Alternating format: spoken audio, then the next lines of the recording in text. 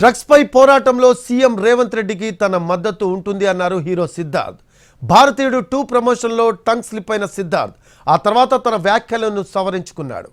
మంచి సమాజం కోసం ప్రభుత్వంతో కలిసి సినిమా పరిశ్రమ పనిచేయాలన్నాడు. తెలుగు సినిమాలో ఒక కాండం చేతిలో పట్టుకుని ప్లీజ్ యూజ్ కాండం అని బిల్ బోర్డ్స్లో నా ఫేస్ వచ్చినట్టు నేను గవర్నమెంట్తో కోఆపరేషన్ ఇచ్చాను.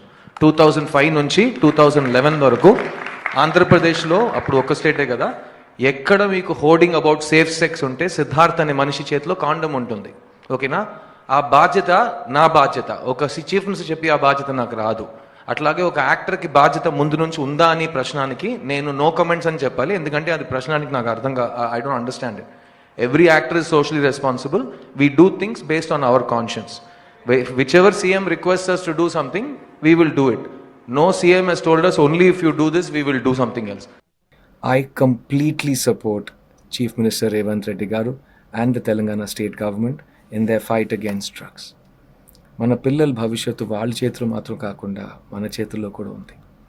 అండ్ వాళ్ళ ఫ్యూచర్ని కాపాడుకోవటం మన కర్తవ్యం అవుతుంది.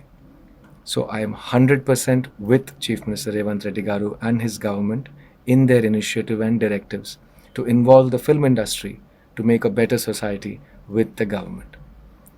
Till now in my career, I have always supported social initiatives and I will continue to do that.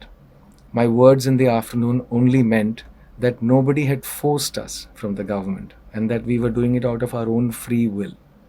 And so I want to congratulate the Chief Minister and his government on their persistent fight against the drug menace. We are with you.